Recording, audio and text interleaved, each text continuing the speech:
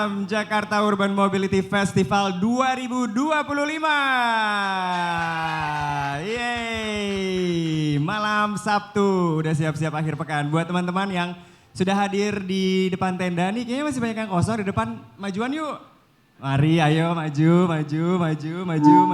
satu baris aja di depannya biar kita lebih enak, biar lebih dekat ngobrolnya karena ini sesi diskusi. Jadi kita akan ngobrol ya, jadi bukan satu arah kayak presentasi atau kayak di kelas gitu. Ayo majuan biar penuh. Baik, terima kasih. Oke.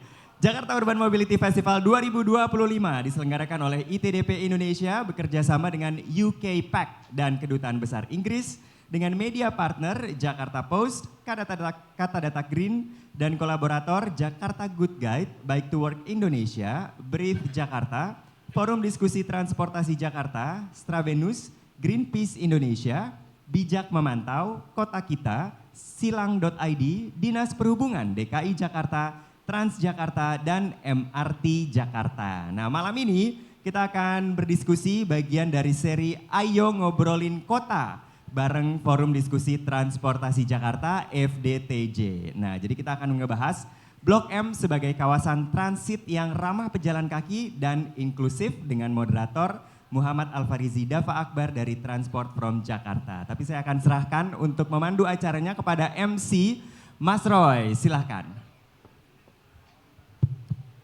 Halo malam semua. Oke. Selamat malam, Sabtu malam tadi diinfoin. Makasih banyak teman-teman semua udah hadir di sini di acara Angkot ke-5 atau Ayo Ngobrolin Kota. Jadi nggak terasa terakhir kita udah agendain angkot udah di Taman Literasi dan yang sekarang kita ucapkan terima kasih buat ITDP yang sudah kolaborasi dengan kita untuk mengadakan sesi Angkot ke-5 malam hari ini. Jadi kawasan yang skena ini gimana kalau kita kembangkan jadi lebih inklusif, ramah disabilitas dan tetap gak melupakan skenanya itu. Pertama-tama perkenalkan saya Roy mewakili FDTJ Forum Diskusi Transportasi Jakarta. Hari ini akan memandu dan juga nanti akan dipandu oleh Mas Dava juga selaku moderator. Kita ucapkan pertama terima kasih buat para pemateri yang sudah hadir dari Jutpi, halo Morisan, nice to meet you again. Dari Mas Bimo, dari Stravenus, Mbak Sagita dari MRT dan juga akan menyusul perwakilan dari FDTJ nanti dengan Mas Yasin. Ada agenda lain tapi sedang dalam perjalanan ke sini. Jadi kita akan diskusi sedikit pemaparan dari para narasumber dan jangan sungkan untuk nanti kita tanya jawab karena sesi yang intim ini bisa kita tanya sebanyak-banyaknya tentang gimana kawasan Blok M ke depan dan gimana membuat kawasan ini jadi lebih inklusif. Mudah-mudahan waktunya cukup, kita akan maksimalkan sebaik mungkin. Jadi tanpa berlangsung lama-lama, kita langsung serahkan kepada MC kita malam hari ini, Mas Dava. Silakan Mas Dava. Terima kasih untuk Mas Roy. Selamat malam teman-teman semua. Selamat datang pada peserta dan juga tim pemateri diskusi Angkot 5. Saya Dava selaku moderator yang akan memandu jalannya diskusi pada malam hari ini. Langsung saja teman-teman, untuk materi yang pertama kita akan ngobrol-ngobrol terlebih dahulu dengan Mas Bimo ya dari Stravenus sebagai pembuka materi kita malam ini. Kepada Mas Bimo, saya persilakan. Halo semuanya, apa kabar nih semuanya? Baik. Perkenalkan, aku Bimo dari Stravenus atau lebih kenal di Twitter itu TXT Tata Kota. Di sini aku mau mengajak teman-teman sekalian untuk melihat Blok M ini tidak hanya sebagai kawasan atau pusat aktivitas atau pusat hiburan saja, tetapi melihat Blok M ini sebagai kawasan yang berpotensi untuk menjadi contoh kawasan yang lebih bersih, lebih sehat, dan lebih manusiawi dengan penerapan kebijakan kawasan rendah emisi. Namun sudah sejauh mana Blok M menuju hal tersebut? Mungkin bisa next. Pertama-tama saya ingin menyampaikan kenapa kawasan rendah emisi ini penting untuk dilaksanakan khususnya di DKI Jakarta. Tujuan utama dari kebijakan kawasan rendah emisi ini adalah untuk mengurangi polusi udara di wilayah perkotaan yang bersumber dari kendaraan bermotor. Di DKI Jakarta sendiri ini, untuk kontribusi beban PM 2,5 ini 67%, bahkan melebihi setengah itu berasal dari sektor transportasi. Bahkan masalah polusi udara ini tidak hanya sebagai isu lingkungan saja, sekarang sudah menjadi isu kesehatan, bahkan isu ekonomi, di mana setiap tahunnya polusi udara ini memberikan dampak negatif terhadap kesehatan, yaitu berupa kematian, rawat inap, dan dampak negatif terhadap kesehatan anak-anak. Dari dampak kesehatan negatif itu, terjadi kerugian ekonomi setara 2,2% PDRB Provinsi DKI Jakarta. Oleh karena itu, kebijakan kawasan rendah emisi ini saya rasa ini adalah kesempatan kita semua untuk merebut kembali hak kita, yaitu hak atas ruang publik, hak atas udara yang lebih bersih, dengan mengembalikan kota yang lebih ramah bagi manusia. Jadi tidak hanya ramah bagi kendaraan bermotor ya. Tentu dengan perencanaan tata ruang yang berpihak pada pejalan kaki, anak-anak, lansia, dan disabilitas. Untuk DKI Jakarta sendiri sebenarnya sudah menerapkan kawasan rendah emisi, yaitu di Kota Tua seluas 0,14 km persegi dengan membatasi kendaraan pribadi dan angkutan barang di beberapa ruas jalan. Jadi yang boleh melalui kawasan rendah emisi di Kota Tua hanya Transjakarta dan kendaraan berstiker. Kendaraan berstiker itu adalah kendaraan yang dimiliki oleh masyarakat yang tinggal di situ ataupun masyarakat yang berjualan di daerah situ. Tetapi ternyata dari penerapan kawasan rendah emisi di Kota Tua ini sebenarnya ada pembelajaran yang bisa kita ambil ketika nantinya Blok M ini menjadi kawasan rendah emisi.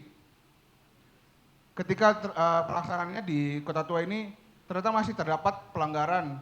Jadi kendaraan bermotor itu masih lalu lalang. Bahkan petugas pun yang mengawasi kan ada portalnya. Itu pun sekarang sudah dibuka. Hal ini bisa terjadi karena tadi kurangnya pengawasan dari petugas ataupun ternyata memang ada penolakan dari masyarakat sekitar.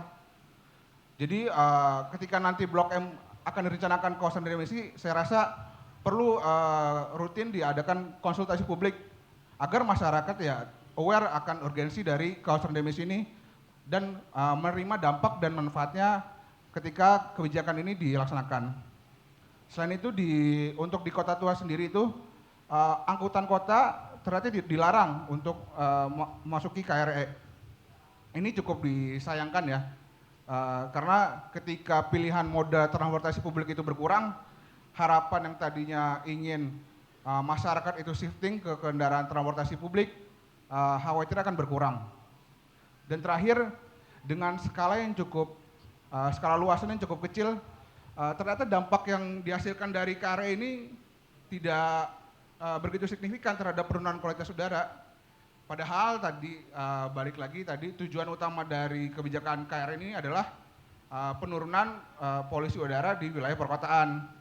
Dan namun ternyata dampaknya tidak bisa dirasakan oleh masyarakat Jakarta maupun masyarakat yang di dalam KRE ini. Jadi ini jadi bahan evaluasi untuk ketika nanti Blok M ini direncanakan menjadi kawasan rendah emisi.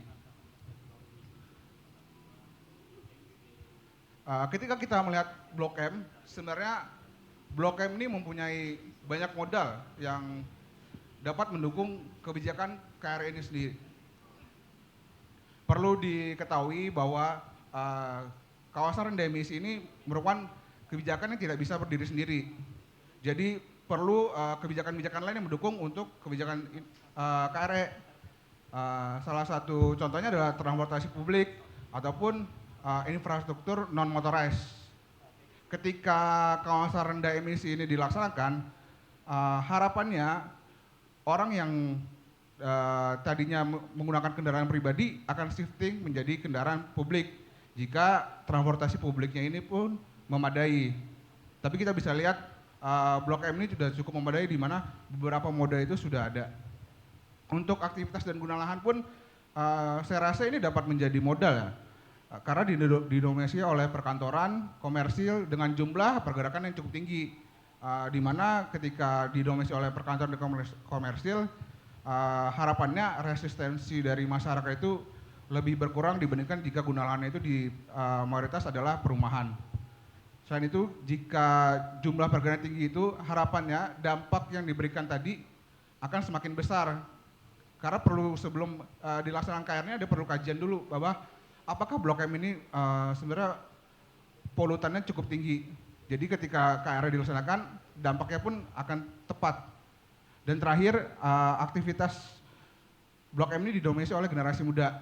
Kami menganggap bahwa generasi muda adalah sebuah early adopter. Jadi ketika ada kebijakan baru, generasi muda ini lebih terbuka oleh kebijakan tersebut dan mau merubah perilakunya. Harapannya dengan seiringnya waktu, generasi-generasi lainnya pun akan ikut serta. Blok M juga dikelilingi berbagai taman ya. Itu dapat mendukung KRE, di mana taman itu dapat menjadi fungsi ekologis dan fungsi sosial untuk kita semua. Lanjut. Di balik modal-modal yang cukup menjanjikan untuk dijadikan kawasan KRE, tetapi terdapat beberapa permasalahan sebenarnya yang kami temukan yang perlu dibenahi untuk mendukung kawasan rendah emisi ini. Yang pertama adalah kondisi terminal saat ini terkesan terbengkalai dan tidak terawat. Mungkin ketika teman-teman menggunakan terminal di sana, penunjuk arah tidak jelas, bahkan mungkin bisa dicek untuk malam hari ini bencananya sangat minim.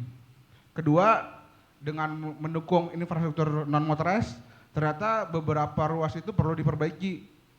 Beberapa trotoar itu masih rusak dan tidak ramah bagi penyandang disabilitas. Jadi perlu ada penambahan guiding block. Jalur sepeda pun belum terintegrasi atau tidak tersedia di semua titik-titik strategis. Jadi harapannya ketika ini masalah diselesaikan, mobilitas aktif itu akan tercipta ketika kawasan rendah emisi ini dilaksanakan. Dan ketiga, masalah yang masih mungkin bisa kita lihat adalah volume kendaraan pribadi masih tinggi. Di mana ketika jam-jam padat, mungkin tadi pulang kerja itu, macet itu masih ada. Karena pembatasan kendaraan pribadi yang sekarang berupa ganjil genap itu saya rasa masih kurang untuk mengurangi kemacetan yang ada. Di beberapa ruas juga ternyata masih ada parkir liar dan kerap kali menghalangi pejalan kaki karena berada di trotoar. Dan terakhir, transportasi umum sudah tersedia, tapi ternyata belum sepenuhnya nyaman atau terkoneksi dengan baik. Jadi ketika kita misalnya dari stasiun MRT Blok M ke terminal Blok M itu lumayan belum terkoneksi dengan baik. Mungkin perlu ada pengkoneksian secara masif agar pejalan kaki itu nyaman ketika berpindah moda. Next. Ini harapan dari kami, mungkin ketika KRE ini dilaksanakan, penyelesaian masalah-masalah eksesif tadi itu dapat dilaksanakan lah. Dan pemenuhan KRE ini saya harap bisa dipenuhi karena percuma kalau cuman hanya terjadi pembatasan tanpa ada perubahan yang berarti terhadap dampak kualitas udara ini. Jadi harapannya ketika KRE ini terwujud, udara Jakarta khususnya di Blok M lebih bersih dan lebih sehat. Terus kemacetan di Blok M juga dapat berkurang karena banyak orang yang akhirnya shifting dari kendaraan pribadi menjadi kendaraan transportasi publik. Bahkan untuk menjelajahi kawasan di Blok M ini mereka bermobilitas aktif dengan berjalan kaki ataupun bersepeda. Dan terakhir harapan dari kami, citra Blok M sebagai kawasan ramai, pusat skena, pusat aktivitas, pusat hiburan itu tetap terjaga. Tetapi sekarang citranya diperkuat dengan identitas baru sebagai kawasan yang rendah emisi dan bebas polusi udara. Next. Akhir kata, saya ingin mengajak teman-teman, ayo bersama kita wujudkan kota yang livable dan lovable. Jangan sampai kawasan rendah emisi ini hanya sebagai pembatasan tanpa ada perubahan yang berarti. Terima kasih.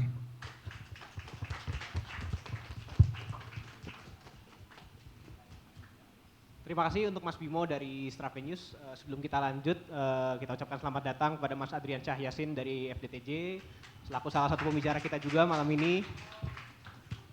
Ya, Teman-teman mungkin ada yang belum kenal Stravenius beberapa, jadi Stravenius itu bisa dibilang sebuah komunitas online ya yang didirikan oleh beberapa teman yang punya latar belakang keilmuan perencanaan wilayah dan kota. Dan sesuai latar belakang mereka, kita tadi sudah dengar bersama dari Mas Bimo ya, ada beberapa insight bahwa kita ternyata sudah punya beberapa kerangka kerja nih dari ilmu tata kota maupun dari rencana-rencana yang sudah ada di kawasan Blok M, lalu juga ada piloting atau sudah ada contoh gitu ya di Jakarta untuk kawasan rendah emisi itu seperti apa di kota tua, walaupun kemudian ada aja tantangan dan rintangan di masing-masing kawasan seperti penolakan atau beberapa titik yang tumpang tindih gitu ya. Untuk Blok M sendiri sudah potensial ya berarti menjadi kawasan rendah emisi, walaupun tadi masalah-masalah setempat seperti terminal yang masih belum maksimal itu juga masih ada. Begitupun juga aksesibilitasnya yang masih rentan. Nah kalau tadi kita sudah dapat insight nih secara keilmuan dan secara fakta di lapangan juga kawasan Blok M itu sekarang seperti apa dan potensinya bagaimana. Nah selanjutnya nih kita akan coba gali lebih dalam rencana pengembangan kawasan terminal Blok M yang ternyata sedang digarap nih oleh PT MRT Jakarta ya. Dan rencana yang sudah disusun PT MRT Jakarta ini nanti akan menjadi titik awal penerapan jangka panjang kawasan rendah emisi di Blok M melalui Urban Design Guidelines atau panduan desain urban ya. Nah, kita bisa sambut pembicara berikutnya yaitu Mbak Sagita dari PT MRT Jakarta. Saya persilakan. Ya, terima kasih. Ya, selamat malam teman-teman semua. Mudah-mudahan masih bersemangat ya di hari Jumat malam ini. Mungkin langsung aja saya sampaikan sharing terkait dengan perencanaan Blok M di bawah pengelolaan PT MRT ke depannya. Mungkin next. Ya, jadi mungkin MRT Jakarta itu sendiri sebetulnya diberikan mandat tidak hanya untuk membangun MRT Jakartanya itu saja, tidak juga hanya untuk mengoperasikan MRT Jakarta itu juga, tapi kami juga diberikan mandat untuk melakukan rencana pengembangan yang berorientasi transit di sekitar stasiun MRT Jakarta. Di mana dengan hadirnya MRT itu bisa dilihat menjadi katalis untuk regenerasi perkotaan. Nah, MRT Jakarta di sini berperan sebagai pengelola kawasan, di mana kami menerapkan penataan ruang kota melalui perencanaan kawasan yang berada di sekitar stasiun sebagai upaya untuk meningkatkan kualitas hidup masyarakat dan visinya mungkin untuk mengembangkan kawasan di sekitar stasiun MRT menjadi kawasan yang berkelanjutan, di mana perencanaan atau pengembangan yang sudah dilakukan oleh MRT seperti perencanaan dan pembangunan interkoneksi dengan stasiun, baik itu interkoneksi layang maupun interkoneksi bawah tanah. Kemudian juga beberapa program pedestrianisasi dan peningkatan area stasiun seperti yang kita lakukan di sepanjang Sudirman Tamrin, berkolaborasi juga dengan dinas terkait. Kemudian juga dengan peremajaan ruang publik dan ruang terbuka hijau di sepanjang area stasiun. Kemudian juga peningkatan fasilitas transit dan integrasi antar moda ya. Mungkin salah satunya di sini kolaborasi dengan Transjakarta di halte CSW ASEAN. Kemudian juga dengan pembangunan JPM Duku Atas yang menghubungkan stasiun KCI Sudirman dengan LRT Jabodebek.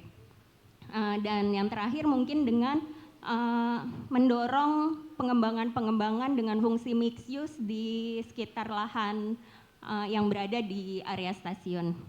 Next-nya.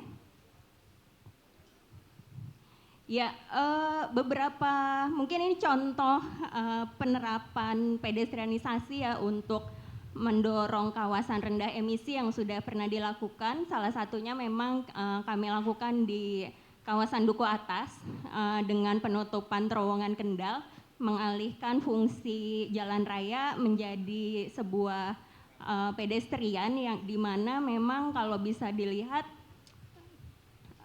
impact-nya sangat baik gitu untuk kenyamanan para pejalan kaki, di mana terowongan Kendal juga bisa nggak hanya jadi jalur pejalan kaki, tapi bisa juga menjadi tambahan ruang publik untuk dulu sempat ada konser, ada pameran dan area komersial ataupun bazar dan lain-lain. Next ya. Ya, untuk kawasan TOD Blok M itu sendiri, berdasarkan Urban Design Guideline atau biasa kami sebut panduan rancang kota, untuk kawasan Blok M itu sendiri memiliki konsep Green Creative Hub ya, di mana direncanakan sebagai kawasan padat dan terpadu, di mana fungsi-fungsi urbannya itu sudah erat gitu, serta jejak budayanya juga banyak, sangat kaya dengan semangat yang maju gitu, dan menjadikan Blok M ASEAN ini menjadi pusat kota yang hidup, inklusif, dinamis, dan layak huni. Untuk perencanaan ke depannya, kalau bisa dilihat di peta dalam perencanaan Urban Design Guideline kami, ultimate desainnya sebetulnya untuk penerapan LEZ itu sendiri kami fokuskan di titik sisi timur dari kawasan Blok M itu sendiri gitu. Mungkin kalau bisa dilihat di sini sudah cukup banyak kegiatan-kegiatan kreatif gitu ya Mas, banyak event juga, banyak kegiatan-kegiatan komersial, kegiatan seni dan lain-lain, di mana kami pandang itu sangat berpotensi untuk dijadikan area share surface dan pengurangan alih fungsi parkir menjadi pedestrian, sehingga ruang-ruang parkir atau area jalan raya di dalam komplek Blok M ini bisa dialihfungsikan menjadi area share surface atau tambahan ruang terbuka baru untuk para warga DKI Jakarta. Ya, untuk tahap 1 sendiri mungkin yang sudah kami lakukan sebagai pengelola kawasan adalah revitalisasi dari Taman Literasi Marta Tiahahu.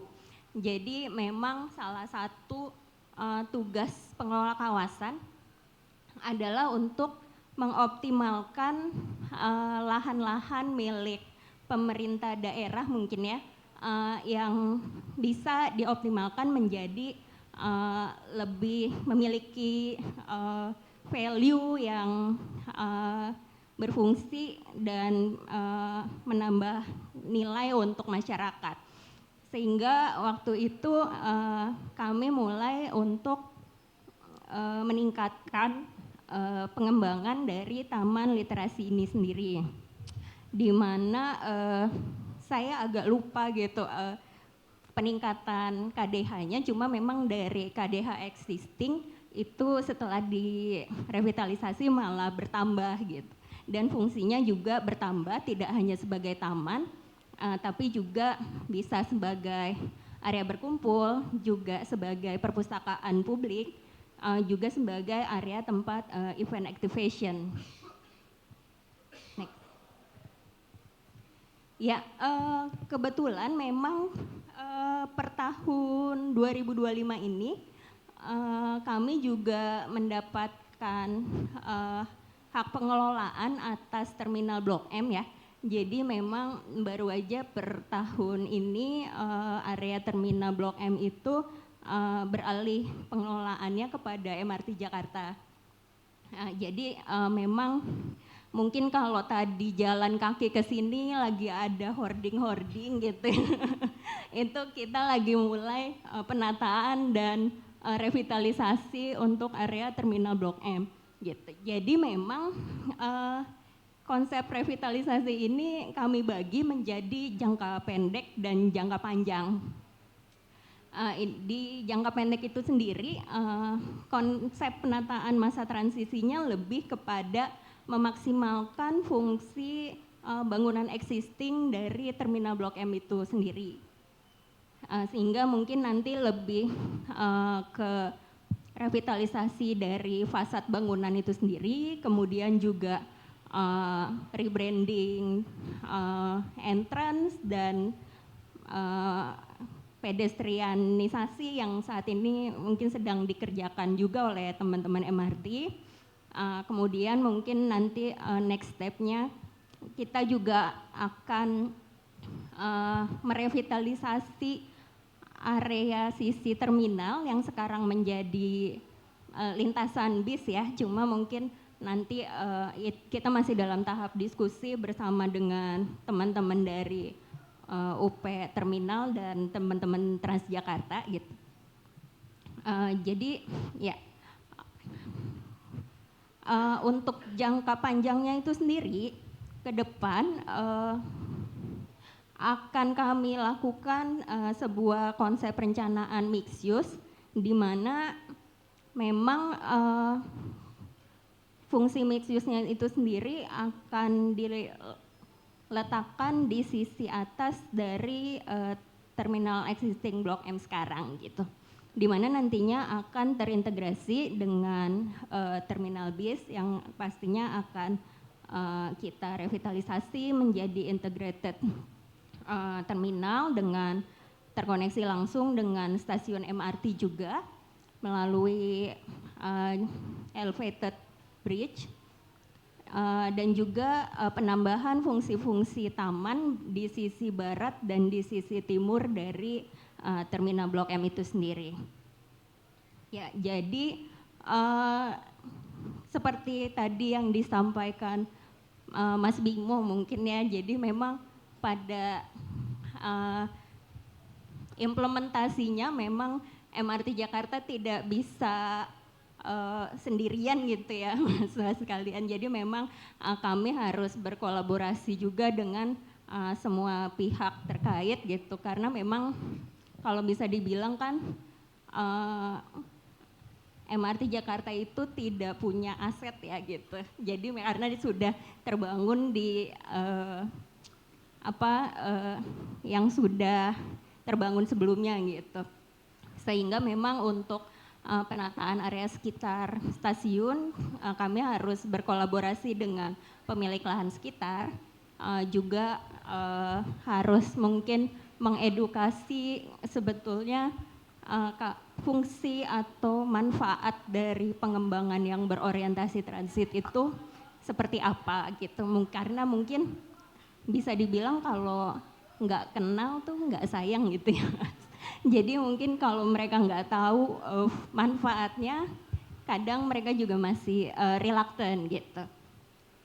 Dan mungkin juga harus berkolaborasi juga ke teman-teman para pengguna untuk beralih dari kendaraan pribadi dengan beralih fungsi ke kendaraan umum gitu. Karena memang kalau dilihat di sini juga ada permasalahan parkir liar tadi ya Mas Bimo. Terus jadi mungkin kami juga selain melakukan pengembangan di area Blok M, kami juga melakukan pengembangan di titik-titik ujung dari jalur MRT gitu, supaya mungkin teman-teman kalau mau ke sini nggak perlu bawa kendaraan umum, bisa parkir di park and ride yang ada di di Lebak Bulus atau di Bundaran HI gitu, sehingga mungkin memang kita butuh lebih banyak kolaborasi penyediaan park and ride di sepanjang jalur MRT juga gitu. Mungkin itu dari saya, mungkin nanti kita bisa sharing lebih banyak lagi apabila masih ada yang perlu ditanyakan. Gitu. Baik, ya tepuk tangan untuk Mbak Sagita. Terima kasih untuk pemaparannya dari sisi PT MRT Jakarta ya. Bisa kita lihat ternyata dari pemangku kepentingan dalam hal ini PT MRT sudah ada visi untuk menjadikan Blok M sebagai kawasan yang continuous atau berkelanjutan ya. Sampai kemudian kawasannya jadi padat dan terpadu begitu ya. Padat itu bukan berarti sumpek ya teman-teman, padat berarti seperti bisa kita lihat tadi penggunaan ruang-ruang yang sudah ada seperti terminal akan dijadikan mixed use dengan bangunan vertikal yang cukup tinggi untuk berbagai kegunaan. Dan juga kita memanfaatkan ruang-ruang jalan yang sudah ada diubah menjadi shared service sehingga tidak hanya orang parkir tapi juga pejalan kaki bisa memanfaatkan termasuk untuk hal-hal selain bertransportasi ya, bisa jadi untuk pagelaran kebudayaan maupun hal-hal lainnya begitu ya. Dan juga sudah ada garis waktunya ya, kira-kira dalam tahap awal ini kawasan sekitar Taman Literasi hingga menuju ke terminal bisa kita lihat ya teman-teman udah mulai ditata. Ini jalan kakinya udah mulai lega juga nih ya Mbak, karena udah mulai ditutup untuk kendaraan pribadi ya, biar penataannya bisa berjalan dan ya semoga bisa berlanjut termasuk dengan merevitalisasi bangunan existing maupun dengan rencana jangka panjangnya nanti untuk menata Terminal Blok M menjadi kawasan mixed use. Sekali lagi tepuk tangan untuk Mbak Sagita dan PT MRT. Akan bermanfaat sekali ya kira-kira untuk anak-anak skena Blok M ini ke depannya. Tadi sudah sedikit disinggung juga oleh Mbak Sagita mengenai konsep TOD, Transit Oriented Development, Green Creative Hub oleh MRT Jakarta. Nah kali ini dari JICA melalui Project JUDP 3 ya, sebagai kuncen master plan pengembangan transportasi di Jabodetabek, pasti juga punya beberapa insight menarik soal kawasan Blok M juga, spesifik dari radius 500 meter hingga 2 km. Saya akan menyerahkan panggung ini ke Bapak Hiromitsu Morisa dan juga Bapak Andita Dharma untuk memaparkan konsep Transit Oriented Development di Blok M dari sisi JUDP 3 atau Jabodetabek Urban Transportation Policy yang ketiga ya. Saya persilahkan untuk Morisa dan Pak Dharma. Terima kasih banyak.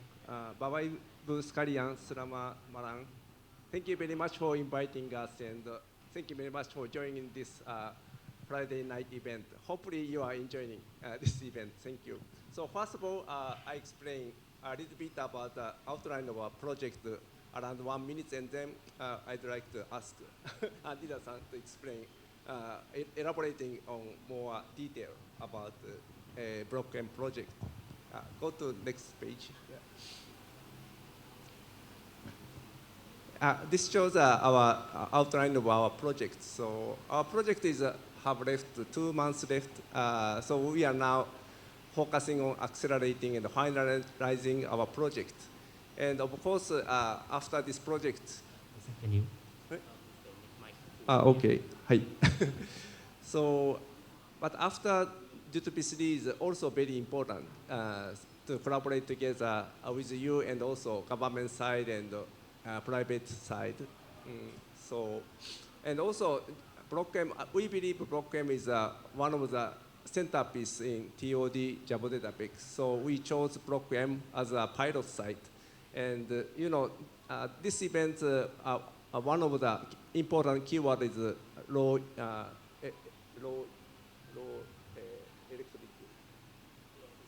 low emission zoning, right? So it's also concerning about that, and so not only focusing on formulating TOD promotion plan, but also we have a public consultation meeting and inviting some many different groups. So we are trying to get their different opinions to promote TOD project. So from now on, we'd like to explain more detail about the Block M project. And of course, we are working together with DKI Jakarta and MRT Jakarta. Yeah. Oke, Bapak Ibu, izinkan saya untuk mentranslate sekaligus melanjutkan dari yang dijelaskan oleh Pak Mori.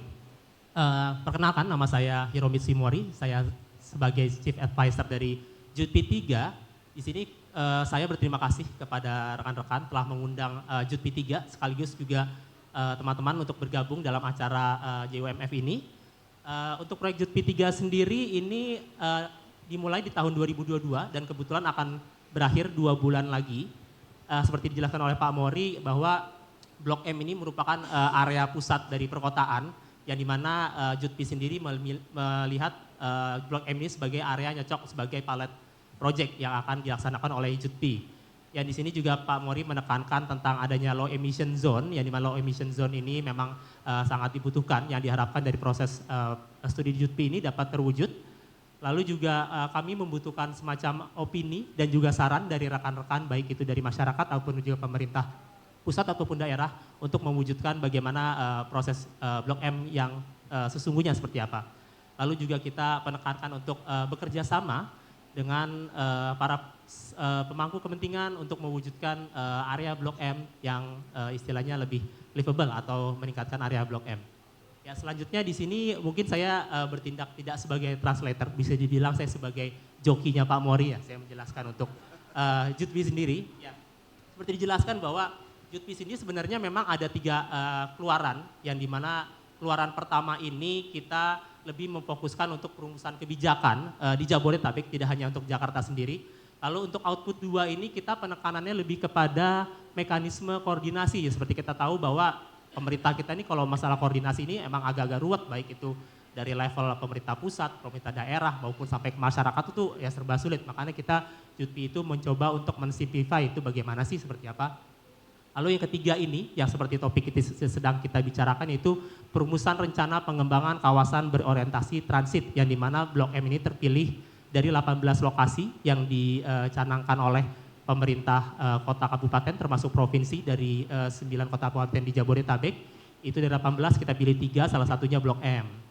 Lalu selanjutnya JUTP sendiri ini kita di bawah atau dikomandoi dari Kementerian Bidang Perekonomian, yaitu di bawah Kedeputian Bidang Koordinasi Industri, Ketenagakerjaan dan Pariwisata. Dan ada counterpart kita masing-masing dari pemerintah pusat, pemerintah provinsi, pemerintah daerah, baik itu transport operator dan juga akademisi. Ya, next slide-nya mungkin. Ya, di sini mungkin saya nggak begitu banyak menjelaskan terkait perumusan rencana promosi TOD. Jadi memang untuk pilot site Blok M sendiri, kita berangkatnya itu dari namanya rencana tata ruang. Kalau misal Bapak Ibu familiar, itu levelnya itu dari hierarkinya dari tata ruang nasional, lalu turun ke provinsi atau ada juga pulau, lalu ada juga rencana tata ruang kota kabupaten, itu ada levelnya lagi dibagi-bagi, rencana tata ruang, lalu ada juga rencana detail tata ruang, dan juga seperti disebutkan oleh Mbak Sagita ada urban design guideline atau panduan rancang kota. Nah di sini kita berdasarkan dari rencana-rencana tersebut, kita membreakdown lagi jadi beberapa kegiatan yang dimana kegiatan ini menghasilkan dari rencana level tingginya, baik itu rencana kawasannya sampai dengan rencana stasiun, yang diakhiri dengan pedoman pelaksanaan proyek untuk area Blok M. Ya, nextnya.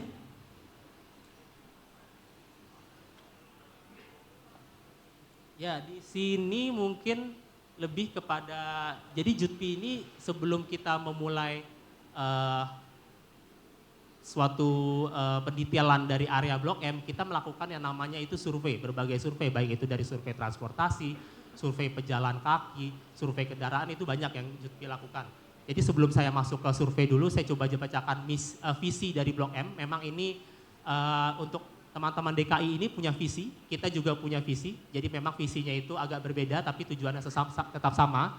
Di sini saya coba bacakan dari visi yang sudah kita coba rumuskan, yang dimana kawasan Blok M ini dijadikan kawasan yang unik, yang merangkul perpaduan budaya, keragaman baru dengan lingkungan yang berorientasi pada pejalan kaki. Nah selanjutnya, ini ada semacam interesting fact lah yang sudah JUTP lakukan. Jadi pada saat studi JUTP ini kita melihat pertama dari penggunaan lahan khususnya di kawasan Blok M. Kalau Bapak Ibu melihat yang area warna kuning di sebelah kiri itu ada semacam angka penggunaan lahan, baik itu dari angka penggunaan lahan existing, yaitu pada saat JUTP ini kita merumuskan di tahun 2022 yang dimana korelasi untuk low emission zone pertama itu ada fasilitas publik, yang dimana fasilitas publik di kawasan kuning itu luasannya sebesar 12 hektar. Tapi di rencana detail tata ruang yang dirumuskan oleh DKI Jakarta sayangnya itu berkurang dari 12 jadi 10 hektar. Lalu ada lagi nih ruang terbuka hijau yang dimana pada saat Jutpi mengidentifikasi itu luasannya 8 hektar, tapi di rencana detail tata ruangnya sudah disusun DKI itu berkurang jadi 6 hektar. Ya mudah-mudahan nih dari rencana yang sudah disusun oleh teman-teman MRTJ dan Provinsi DKI Jakarta itu bisa menyelaraskan, lalu juga syukur-syukur bisa ditingkatkan ya. Jadi yang namanya ruang publik itu jangan menurun tapi lebih meningkat. Lalu juga di sini kita istilahnya tuh mengidentifikasi dari penggunaan moda transportasi. Jadi untuk moda transportasi yang digunakan para pengguna di area Blok M ini mayoritas untuk perempuan itu menggunakan 34%, bukan mayoritas. Jadi 34% itu perempuan menggunakan MRTJ untuk moda transportasinya, tapi laki-laki hanya 15%. Lalu untuk Transjakarta ini responden itu menjelaskan sebesar 29% perempuan menggunakan Transjakarta sebagai moda transportasinya, laki-laki hanya 20%. Lalu selanjutnya ini terkait untuk tingkat kepuasan lingkungan berjalan, yang dimana di atas 50% baik itu laki-laki dan perempuan itu puas dengan lingkungan berjalan di area Blok M. Ada tapinya pertama pejalan kaki itu cuma mau jalan jaraknya sekitar 300 meter aja dari stasiun atau 5 menit aja. Itu ada banyak faktornya seperti misalkan kebanyakan anak tangga jadi mereka males, lalu kurangnya tempat istirahat itu yang teridentifikasi dari survei yang sudah dilakukan oleh Jutpi. Lalu juga kami berbicara dengan teman-teman dari disabilitas, ini cukup membanggakan juga bahwa kaum disabilitas ini 50% itu menggunakan transportasi publik, tapi ada sayangnya juga. Karena sesuai dengan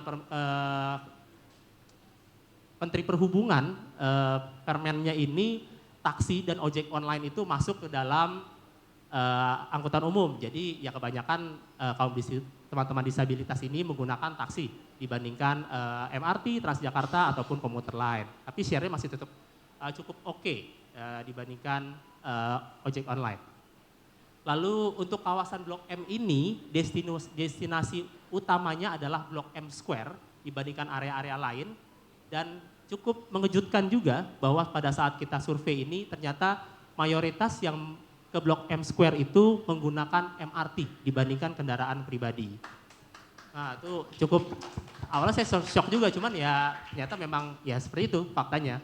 Lalu ada juga ini volume lalu lintas kendaraan, baik itu kendaraan umum, kendaraan pribadi, itu terkonsentrasi di jalan-jalan besar seperti Jalan Panglima Polim ataupun Trunojoyo ataupun juga Melawai, yang dimana bisa kita simpulkan bahwa jalan-jalan yang sifatnya seperti penghubung, seperti jalan di depan kita, Jalan Peruri itu mungkin bisa diusulkan menjadi seperti yang sudah dijelaskan oleh Mbak Sagita, ini shared surface. Jadi jalan bersama, baik itu kendaraan pribadi dan juga pejalan kaki itu berbagi jalan. Dan juga ada usulan yang dimana jalur yang sifatnya itu 2 lajur itu bisa dijadikan 1 lajur. Dan dimana jalur pejalan kaki yang sebelumnya itu kiri kanan itu dijadikan 1 aja. Jadi jalur pejalan kakinya diperlebar, untuk kendaraan pribadi itu jadikan 1 lajur saja. Itu ada opsi seperti itu. Lalu ada juga ini kita melihat bagaimana apa sih alasan responden yang menggunakan kendaraan pribadi itu tidak mau naik angkutan umum. Kebanyakan mereka itu menjawabnya itu adalah kebanyakan transfernya, kebanyakan transitnya. Mereka maka jadinya itu males. Dan lagi udah transfernya banyak, ngantrinya panjang. Jadinya itu menurunkan minat perpindahan dari kendaraan pribadi ke angkutan umum. Nah selanjutnya ini saya coba masuk ke yang sudah teman-teman Jutpi gambarkan. Jika di gambar sebelah kiri, ini memang Jutpi itu mencoba menggambarkan dari area yang lebih luas. Ini kita menamakan sebagai rencana promosi TOD untuk area terpadu di sepanjang jalur angkutan umum berbasis rel atau rel Blok M. Yang dimana ini mencakup area Istora, Senayan, dan juga Duku Atas, Setiabudi. Memang kita berkacanya ini kepada jalur koridor BRT dan juga jalur MRT. Lalu selanjutnya kita mencoba ke detail yang lebih kecil lagi, yang warna biru, itu di nomor 2 rencana promosi TOD Blok M. Memang Jutpi sendiri ini membuat semacam konsep untuk area Blok M pada area biru. lalu mencoba mengerucut lagi ke rencana promosi TOD area stasiun B, yang dimana ini warna kuning, ini delineasinya sama seperti digambarkan oleh di panduan rancang kota atau urban design guideline. Lalu terakhir kita coba masuk ke rencana promosi TOD area stasiun A, yang dimana ini meliputi Taman Marta Hiahahu, Blok M Square, dan sebagian dari Little Tokyo dan juga Blok M Mall. Yang kita tahu bahwa isu di Blok M ini cukup banyak, baik itu parkir ilegal, lalu juga terkait lingkungan pejalan kaki. Tapi ada juga nih yang tidak kita sadari, bahwa layanan angkutan umum ini tidak sepenuhnya itu terkoneksi ataupun juga tidak mengcover seluruh area. Seperti contoh, itu SCBD yang dimana itu banyak pekerja, malah di sana nggak ada angkutan umum. Jadi dari Blok M kita ke SCBD ya mau nggak mau harus naik ojol. Itu salah satu fakta yang cukup mencengangkan lah bisa dibilang. Ya mungkin itu isu-isunya yang bisa saya sebutkan karena cukup banyak juga di Blok M. Ya selanjutnya di next slide-nya. Ya ini merupakan gambar 3 dimensi untuk rencana area stasiun area A di Taman Marta Hiahahu, Blok M Square, dan juga sebagian area Little Tokyo. Yang dimana untuk Jutpi sendiri ini membentuk suatu pedestrian deck, yaitu sesuai dengan yang sudah digambarkan oleh teman-teman dari MRTJ. Tapi Jutpi ini ingin membuat namanya itu semacam icon lah dari pedestrian deck itu. Kalau bisa bentuknya itu M lah, biar sama-sama kayak Blok M. Lalu jadi penggambaran ini jika Bapak Ibu ini melihat atau teman-teman melihat ini ada warna orange, ada juga warna putih. Itu warna orange itu Jutpi itu mengharapkan area yang berwarna orange yang di pojok kiri bawah itu difokuskan untuk pejalan kaki. Lalu area-area yang warna putih itu untuk jalur kendaraan pribadi tapi sifatnya shared surface, jadi tidak hanya eksklusif untuk pejalan kaki. Lalu juga ada yang namanya area drop off. Ini Jutpi ini menyadari bahwa area drop off ini sebenarnya adalah cukup krusial karena seperti kita tahu bahwa terkadang itu pengguna kendaraan pribadi ataupun pengguna angkutan umum baik itu online ataupun offline itu masih ngedropnya di jalan. Jadi kita pinginnya itu masuk ke area drop off baik itu dari kendaraan pribadi, ojek online, lalu juga sepeda, itu semuanya difokuskan di drop off. Lalu juga ada namanya kita mengusulkan ada semacam area panggung. Jadi kita nanti ngumpulnya tuh nggak di sini lagi. Jadi kita langsung di panggung. Jadi kita sama-sama ada tempat untuk ya diskusi ataupun juga kongko-kongkonya di sana lah. Lalu untuk Jutpi ini memang kita ada semacam ide besarnya. Kita mencoba mengintegrasikan dengan Blok M Square dan juga Little Tokyo. Memang Blok M Square ini seperti diinformasikan bahwa Blok M Square ini kerjasama antara Pasar Jaya dan Agung Podomoro yang dimana kemungkinan akan berakhir di 2030 yang mudah-mudahan nanti setelah kerjasamanya berakhir ataupun diperpanjang itu bisa dikonversi lah. Jadi lokasi itu tidak hanya untuk pusat perbelanjaan tapi juga ada semacam panggung lalu juga pejalan kaki fasilitasnya itu dapat perbaiki. Lalu selanjutnya untuk area Little Tokyo, memang area Little Tokyo ini kepemilikan ini cukup banyak yang memiliki. Tapi kami harapkan bahwa teman-teman dari Pemprov DKI, lalu juga transport operator, baik itu MRTJ selaku pengelola kawasan, itu bisa berdiskusi dengan para pemilik lahan, jadi bisa menemukan solusi yang tepat sesuai dengan regulasi, bisa dikonversi menjadi area dengan mixed use dengan kepadatan tinggi, termasuk dengan fasilitas-fasilitas yang memadai.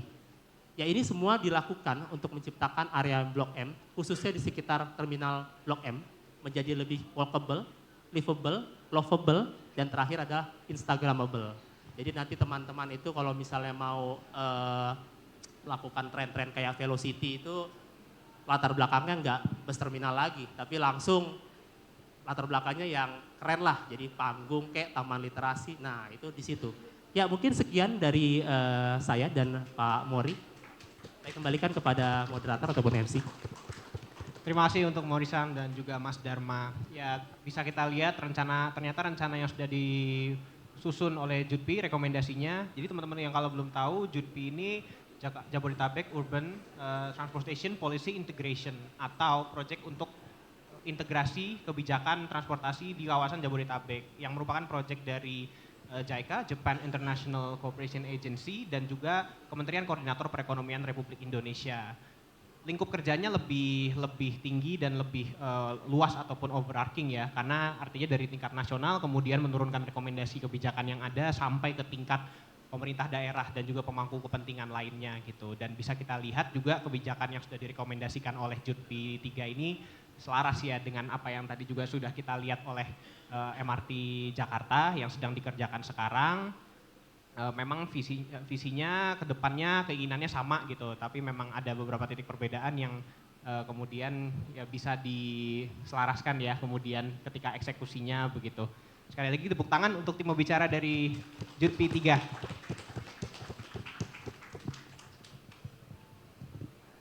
Oke, untuk pembicara terakhir kita malam ini ada Mas Adrian Syah Yasin dari Forum Diskusi Transportasi Jakarta sebagai Eksekutif Direktur 1. Langsung saja saya persilakan Mas Yasin untuk membawakan materinya. Ya, sebelumnya Assalamualaikum warahmatullahi wabarakatuh. Selamat malam teman-teman semua. Sebelumnya mungkin aku mohon maaf dulu tadi masuknya agak telat karena hari ini ada 4 combo menurutku di Jakarta ini ya. Yang pertama hari Jumat, yang kedua jam pulang kantor, yang ketiga tadi sempat hujan tapi alhamdulillah sih nggak hujan. Dan yang keempat hari ini gajian. Nah, karena hari ini gajian beberapa teman-teman kita, aku sangat berterima kasih kepada teman-teman semua yang sudah hadir pada hari ini karena pas banget nih lagi hari gajian, teman-teman memilih untuk datang ke sini untuk dengerin kita-kita. Jadi teman-teman tepuk tangan dulu teman-teman semua. Ya, mungkin aku akan sedikit singkat saja ya. Awalnya harusnya yang pertama yang mungkin akan memantik diskusi pada hari ini, tapi karena tadi sempat telat, jadi aku akan sedikit menjelaskan gitu ya pengharapan kita sebagai warga Jakarta gitu ya melihat Blok M. Sebenarnya Blok M sendiri ada sedikit sentimen pribadi karena aku juga sempat jadi akamsi Blok M. Aku tinggal di sini kurang lebih 10 tahun dari tahun 2010 sampai 2020. Dan di gambar ini yang teman-teman lihat, ini koridor yang hampir setiap hari aku lewatin ketika aku sekolah dulu. Sekolah dulu kebetulan di Lab Sky, naik S72 dulu ya Metro Mini, turun pasti lewat sini gitu dong. Dan selama waktu 10 tahun itu aku beneran melihat betapa Blok M itu sangat berkembang gitu ya. Dari ya dulu koridor ini nih kayak banyak toko pakaian, ya distro dan ya terkenalnya distro gitu ya sampai sempat mati suri dan sekarang rame lagi mulai ada F&B dan itu menurut kita di FDTJ itu menjadi salah satu apa ya pengharapan bagaimana Blok M ini bisa menjadi tempat yang lebih hijau dan manusiawi mungkin melalui konsep-konsep yang tadi sudah dijelaskan oleh teman-teman di sini gitu ya. Next. Nah, kalau melihat Blok M di benak teman-teman itu apa sih sebenarnya? Kayak Blok M ini is a bit of everything yang ada di satu titik yang luasnya mungkin nggak terlalu luas gitu. Yang pertama kita ya selalu melihat Blok M ini dikonotasikan sebagai pusatnya skena orang Jakarta. Datang dengan OOTD apalagi lagi gajian gini mungkin lagi ya mau Friday night nongkrong di sekitar area yang ada di Blok M. Kemudian di tengah ini for some reason Blok M ini jadi tempat yang sangat populer juga untuk teman-teman kita yang muslim untuk datang dengerin pengajian di Blok M Square. Di atas itu kalau teman-teman belum pernah ada miniatur Ka'bah yang aku sendiri aja pas awal-awal ada itu juga kayak kaget buset ada Ka'bah dan beneran dipakai orang untuk manasik haji dan lain-lain sebagainya. Dan yang ketiga yang mungkin Morisan juga paham, Blok M is always called as a little Tokyo. Jadi orang-orang diaspora dari Jepang selalu datang ke sini untuk ya melakukan kegiatan after office-nya, mungkin ya bersenang-senang dengan teman-temannya dan juga orang-orang Indonesia juga datang ke sini untuk punya immersion khusus kayak bagaimana sih kehidupan di Jepang. Dulu sempat ada Enichi-sai, aku juga berharap Enichi-sai balik lagi tapi bayangin aja ketiga gambar ini tuh terletak di satu tempat yang gak berjauhan gitu. Jadi bayangkan aja memang ya Blok M ini selalu jadi tempat yang bahkan aku sendiri rekomendasikan kepada teman-teman dari luar negeri yang mau ke Jakarta karena Jakarta tuh selalu orang bingung kayak mau ngapain sih Jakarta biasanya cuma transit lewat. Ya aku bilang ya ke Blok M aja, you'll see everything about Jakarta di Blok M. Tapi next, nah ini permasalahannya. Apakah Blok M ini sebenarnya sudah siap menjadi kawasan yang manusiawi gitu ya? Yang pertama mungkin kita selalu melihat kawasan Blok M ini sebagai titik simpul transportasi dan itu memang kalau kita tarik sejarahnya memang didesain untuk menjadi itu gitu. Jadi memang dari dulu sudah ada terminal dan mungkin siapa sih nih yang naik transportasi umum? Teman-teman boleh angkat tangannya. Banyak banget. Tepuk tangan buat teman-teman semua. Nah itu tentunya menjadi hal yang sangat mudah ya. Ketika kita melihat ada acara di Blok M, it's so easy to use public transport. Sangat mudah untuk menggunakan transportasi umum ke sini. Tinggal naik MRT, tinggal naik Transjakarta atau moda-moda yang lain. Aksesnya lengkap ya memang, tapi that's probably the only positive thing gitu ya. Ketika kita melihat Blok M gitu ya, dengan segala mishmash of everything ya. Kadang kalau kita melihat Blok M lagi gitu ya sejenak, aku selalu merasa kayak Blok M ini gak punya ruang buat manusianya itu sendiri gitu. Ketika kita berjalan kaki di Blok M, seringkali ya udah trotoarnya nggak rata gitu ya. Karena mungkin dari zaman dahulu tuh kayak nggak pernah didesain, nggak kayak jalan-jalan Sudirman yang trotoarnya sangat rapi dan kayak gimana gitu. Jadi akhirnya teman-teman selalu melihat gambar di tengah ini kesehariannya di Blok M, apalagi kalau lagi malam, apalagi kalau weekend gitu. Belum lagi ngomongin soal parkir. Ini Mas Dava ini pernah sempat viral dulu di Twitter. Dia bilang kita sudah membangun MRT dan BRT dan lain-lain, tapi lu pada ngapain masih memilih untuk pakai mobil datang dan stuck 2 jam buat cuma nyari parkir di Blok M. Ya. Aku sendiri dulu jujur pernah merasain itu dan aku nggak mau lagi bawa mobil ke sini. Dan yang terakhir, karena kita tidak punya ruang, ditambah ya kehampaan ruang kita sendiri untuk bergerak gitu ya di Blok M sebagai manusia, ruang publiknya pun juga tidak terlalu terkoneksi dengan baik gitu ya. Dari dulu tuh ada banyak sekali bangunan dan desain area yang memang secara berpuluh-puluh tahun itu desain, mulai dari Blok M Mall ini yang 10 tahun terakhir nih kayak naik turun aja gitu ya.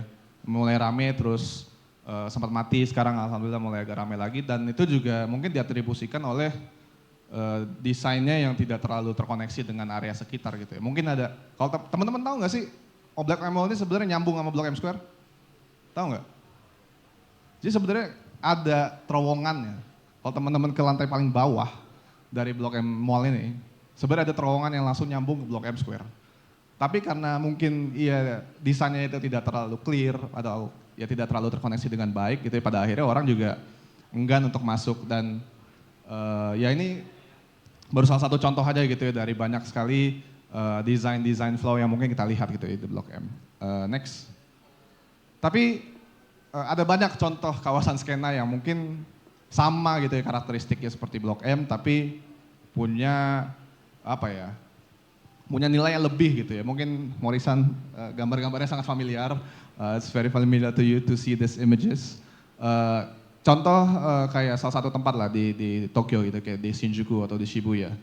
Kita nggak usah tanya lah jaringan transportasi umumnya. Memang daerah-daerah seperti Shinjuku atau Shibuya terbentuk dan akhirnya mulai terdevelop akibat adanya banyak integrasi transportasi di situ. Jadi mereka bangun titik simpul moda transportasi yang pada akhirnya menjadi salah satu pendorong pembangunan di daerah situ. Ditambah dari integrasi transportasi yang bagus, kawasan di sekitar area Shinjuku dan Shibuya juga didesain untuk menjadi kawasan yang walkable, yang bisa dinikmati, banyak sekali kawasan yang pedestrian streetnya. Jadi orang tuh nggak harus khawatir gitu ketika mungkin ke Shinjuku itu nightmare banget. Kita aja bingung mau keluar MRT, keluar stasiun keretanya itu di mana karena ada saking banyaknya exitnya. Katanya ada hampir 200 exit di Shinjuku itu. Tapi karena mereka bisa mendesain kawasan mereka menjadi lebih terintegrasi gitu ya dan juga manusiawi dengan banyaknya pedestrian street dan lain-lain sebagainya termasuk mixed use-nya juga. Jadi orang akhirnya tetap walaupun dengan kondisi yang sangat stressful untuk mungkin navigate di area situ, tapi kita masih punya standing itu bahwa ya ini areanya pedestrian. Jadi kita nggak terlalu khawatir dengan harus ketabrak mobil dan lain-lain. Dan yang terakhir ruang publiknya pun juga terkoneksi atas bawah kiri kanan. Jadi di sana tuh pasti ada jaringan undergroundnya yang pasti terkoneksi satu sama lain. Jadi di bawah gambar yang paling kanan itu ada jaringan labirin terowongan yang teman-teman itu bisa akses basically to everywhere. Dan di sini pun sudah ada contohnya kayak Blok M Mall tuh bisa jadi kayak gitu. Tapi sayangnya masih banyak banget PR yang harus kita lakukan gitu ya untuk bisa mewujudkan hal ini. Next. Nah, karena tadi transportasi umum ini sudah ada di Blok M, lantas next-nya apa gitu ya. Aku sangat melihat gitu ya perkembangan ketika sudah ada MRT, Blok M ini seperti punya denyut jantung baru gitu ya, yang benar-benar membuat Blok M ini hidup kembali. Orang-orang semenjak ada MRT bisa datang ke sini just for a lunch break gitu dari Sudirman. Dulu mungkin mikir gitu ya untuk ke sini, tapi semenjak ada tempat ada MRT, ya orang-orang bisa datang ke sini. Dan next-nya ini apa gitu? Kita harus melihat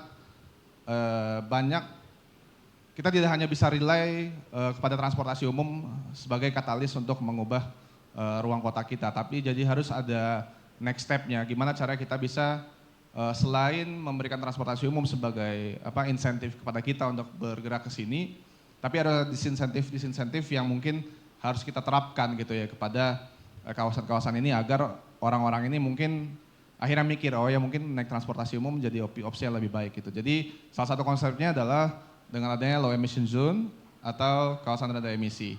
Nah, kita mungkin sudah lihat ya beberapa contoh KRE yang mungkin sering dibawa gitu ya. Mungkin di London itu untuk versi yang urban yang sangat besar, tapi di Jakarta sendiri sudah ada contohnya yang sempat diterapkan, yaitu di kawasan Kota Tua, yang jujur aku sendiri juga lihat masih ada banyak sekali hal-hal yang masih kita perbaiki. Tapi intinya dari kawasan LZ ini, yang jelas kita harus membatasi ruang gerak kendaraan pribadi di kawasan Blok M, karena sampai saat ini walaupun sudah ada MRT dan lain-lain sebagainya, kita masih bisa menggunakan kendaraan pribadi kita dengan leluasa untuk datang ke sini gitu ya.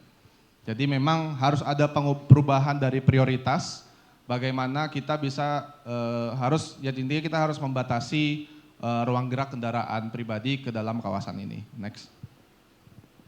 Nah, seperti apa sih kawasan Blok M yang mungkin lebih manusiawi? Jadi ini di FDTJ jujur kita sempat bikin riset kecil-kecilan. Ini ada Mas Roy yang mendesain ini.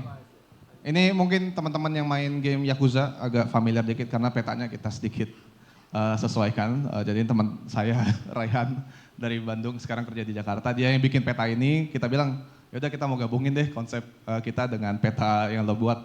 Nah ini sedikit hal yang ya ini imajinasi kita aja di FDTJ gitu. Gimana sih kita bisa melihat Blok M ini jadi lebih manusiawi. Jadi kalau misalkan teman-teman lihat di kawasan yang biru, bayangin kalau jalan di depan stasiun MRT itu fully ditutup untuk khusus pejalan kaki. Jadi kita turun MRT itu udah bisa di welcome dengan suatu boulevard pejalan kaki yang sangat luas, yang bisa mengarahkan kita ke area jantungnya Blok M, yaitu Blok M Square. Dan Blok M Square ini selalu digadang-gadang menjadi ya bangunan yang akan menjadi sentralnya, dan tentunya ada banyak sekali gitu ya pocket-pocket kawasan lain yang bisa kita jadikan pedestrian street gitu di Blok M, karena bentuknya itu dibanding sama area-area lain-lain di Jakarta, it's already very kayak perfect aja gitu ya untuk bikin kawasan yang square kilometer bisa di cordon off untuk kendaraan pribadi, ditutup, dan kita ubah gitu ya menjadi kawasan yang lebih manusiawi. Ini teman-teman petanya bisa lihat di depan stand kita. Kalau masih pengen lihat, monggo nanti habis acara ini silakan diratapi petanya, mungkin setuju atau enggak. Silakan beri masukannya di stand kita juga, masih ada waktu sampai besok. Next. Nah apa sih yang kita bisa lakukan gitu ya untuk membuat Blok M menjadi lebih manusiawi?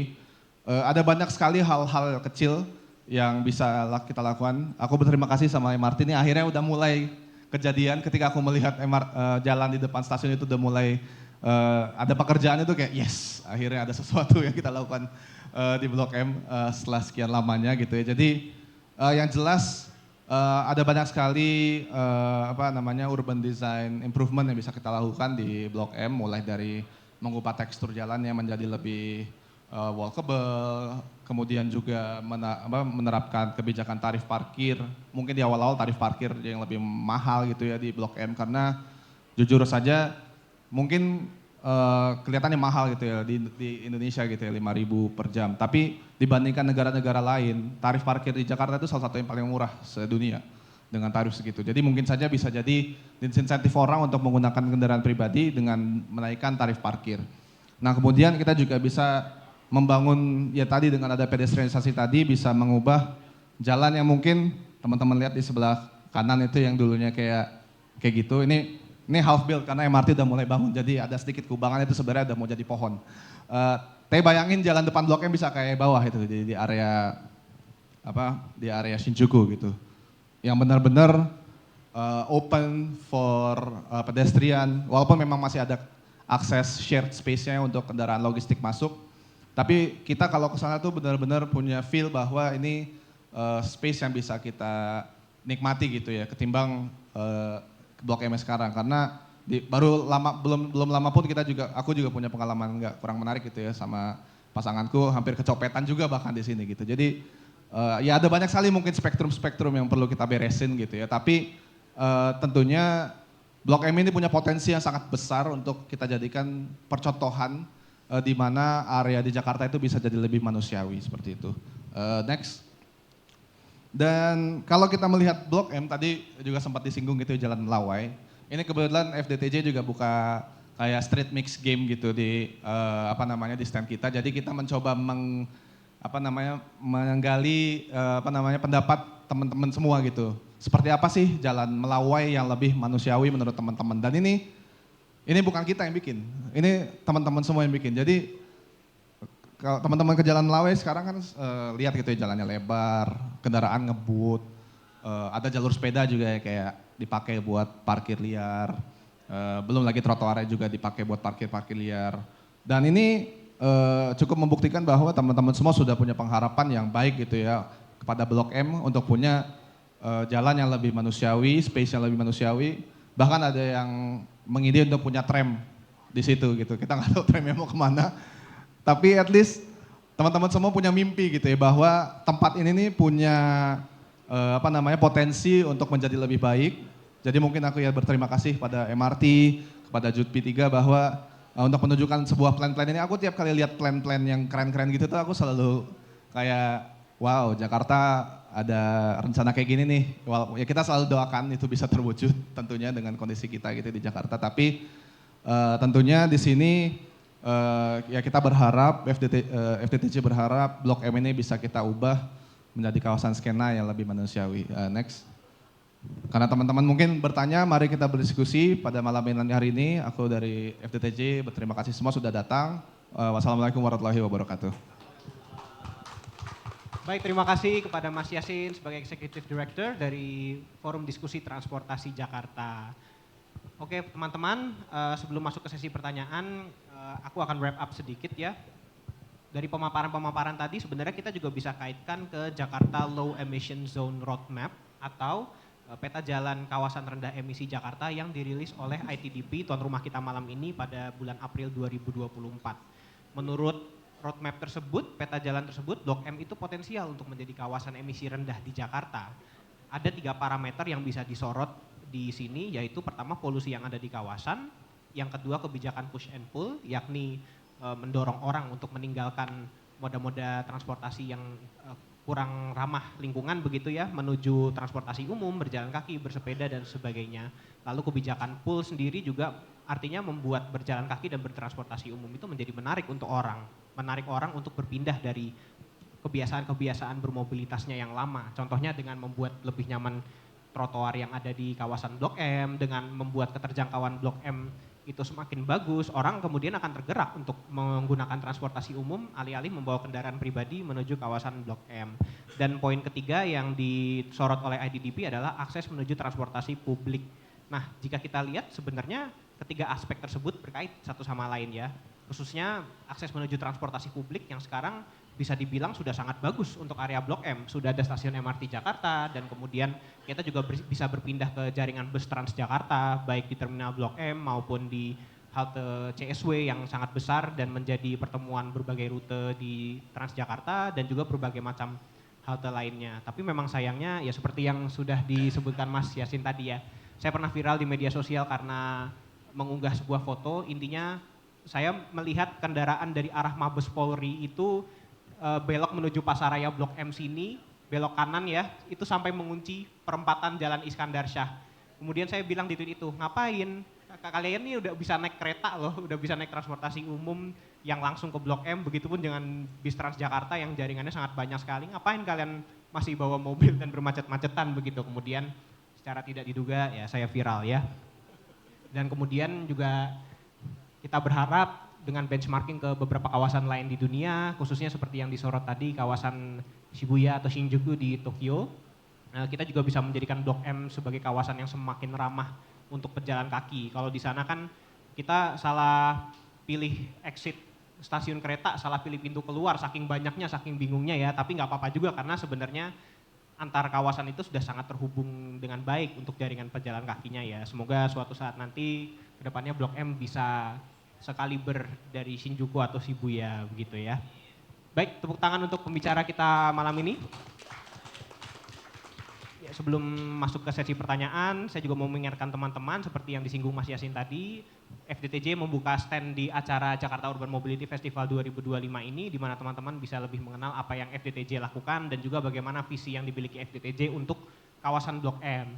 Dan juga kami saat ini sudah tergabung ke Clean Mobility Collective atau kolektif mobilitas bersih yang berisi sejumlah organisasi yang memiliki visi serupa dengan FDTJ, yaitu mempromosikan transportasi yang lebih bersih, berkelanjutan dan inklusif. Kami anggotanya tidak hanya dari Asia Tenggara tapi juga seluruh dunia, namun secara khusus di Asia Tenggara kami baru mulai meluncurkan online presence kami nih, salah satunya dengan menyelenggarakan event Southeast Asia Mobility Awards. Di event tersebut teman-teman semua bisa berpartisipasi. Kalau ada yang suka bikin konten jalan-jalan transportasi umum, bisa nyeritain pengalamannya berjalan kaki, bersepeda, naik transportasi umum selama itu 2 km atau lebih, ceritain suka dukanya dan juga ceritain rute yang ditempuh. Kalian bisa mengumpulkan video itu ke Southeast Asia Mobility Awards dan memenangkan hadiah hingga 2.000 US dollars atau puluhan juta rupiah guys. Untuk info lebih lanjutnya bisa juga disimak di depan stand Forum Diskusi Transportasi Jakarta. Baik, teman-teman, kita masih punya waktu untuk sesi pertanyaan. Saya akan buka 3 pertanyaan. Silakan, Mas yang di belakang pakai kacamata, boleh dibantu untuk mikrofonnya.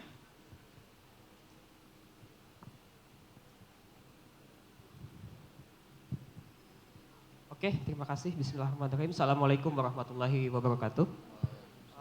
Terima kasih moderator atas perkenanannya. Saya Ardana, saat ini bekerja sebagai satu periset kebijakan di satu tempat di Jakarta lah. Saya ada beberapa pertanyaan, tapi mungkin yang pertama saya mau coba tanyakan kepada Mori-san dari JICA atau dari tim JICA secara umum. Sebenarnya dengan topik seperti maksudnya dengan perkembangan perencanaan transportasi di Jakarta ini kita sudah bergeser dari sisi supply ke arah sisi demand. Nah sebenarnya di JUTP 3 ini, karena dulu saya juga waktu kuliah sering baca-baca JUTP, bagaimana sebenarnya memosisikan perencanaan demand ini dalam program JUTP yang sedang jika laksanakan sampai saat ini. Lalu itu pertanyaan pertama. Lalu untuk pertanyaan kedua saya, sebenarnya saya mau coba sedikit wrap up dan mungkin agak sedikit framing gitu terkait topik malam ini. Terkait dengan kawasan rendah emisi atau LEZ, itu sebenarnya kalau saya boleh pandang itu kan bagaimana kita menginternalisasi hal-hal eksternal di transport itu dalam proses perencanaan kan ya. Lalu juga di saat yang sama kita mencoba mengintegrasikan perencanaan transportasi dan guna lahan, di mana dalam perjalanannya itu pasti ada benturan kepentingan atau mungkin juga ada silang pendapat gitu ya dalam keperjalanannya begitu. Nah mungkin pertanyaan dari saya untuk topik ini adalah mungkin untuk semua narasumber ya, selain dari yang tadi pertama, mungkin untuk MRTJ atau JICA, kira-kira adakah beberapa hal yang bisa di-sharing selama proses ini gitu, yang kira-kira apa sih hambatan atau challenge-nya ketika kita merencanakan suatu kawasan yang terintegrasi gitu, karena kan banyak kepentingan di situ, banyak lah kepentingan di situ dan bagaimana mengatasinya gitu ya selama ini. Mungkin juga untuk teman-teman dari FDTJ dan Skype News sebenarnya dalam memandang hal ini amatannya seperti apa sih terhadap persepsi publik, karena kalau saya boleh bilang ya begitu ada intervensi berupa LEZ atau TOD maka nanti publik itu bahkan macam-macam reaksinya kan, seperti yang tadi Dafa bilang, moderator bilang bahwa begitu tiba-tiba kawasan ini diubah menjadi kawasan yang somehow mengurangi keterlibatan angkutan kendaraan pribadi, itu nanti bagaimana nih? Ada silang pendapat seperti itu. Kira-kira bagaimana elaborasinya dan mungkin juga jadi bahan diskusi. Terima kasih. Wassalamualaikum warahmatullahi wabarakatuh. Waalaikumsalam warahmatullahi wabarakatuh. Ini ada pertanyaan yang untuk seluruh pembicara dan ada yang khusus untuk tim JUT-P3 dan juga PT MRT. Apakah Morisan dan Mas Dharma apakah sudah siap untuk menjawab?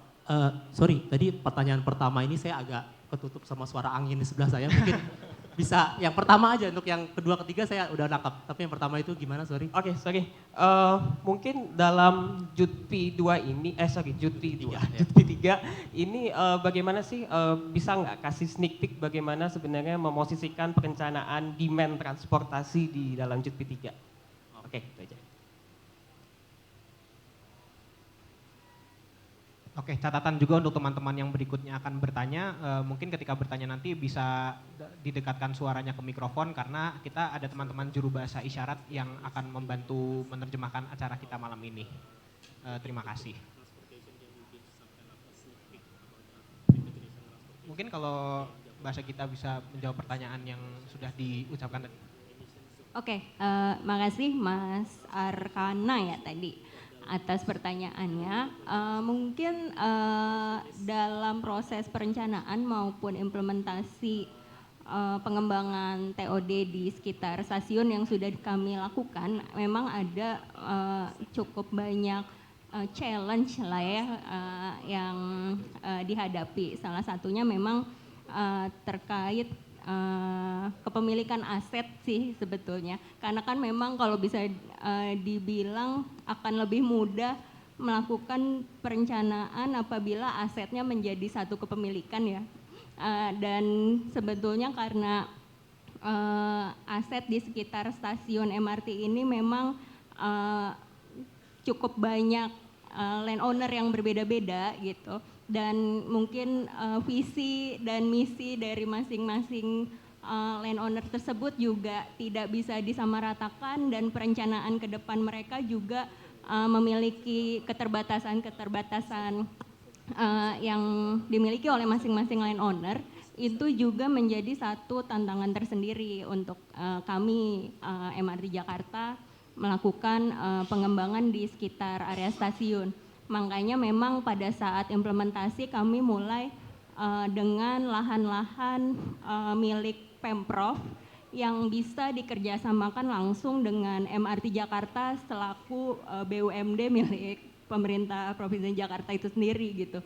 Jadi secara administrasi mungkin lebih mudah ya, dan lebih bisa dikondisikan lah gitu ke depannya. Tapi memang untuk beberapa pemilik lahan yang memang sudah memiliki visi yang sama dengan MRT, itu juga kami cukup banyak kerjasama dan kolaborasi. Misalnya untuk di Blok M ini sendiri,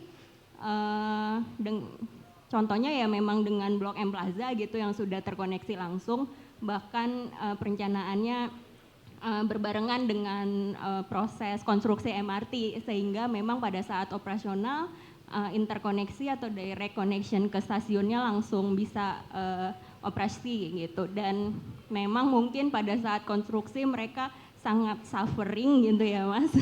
Cuma memang pada saat MRT sudah beroperasi bisa dilihat branding dari Blok M Plaza itu sendiri juga semakin meningkat gitu.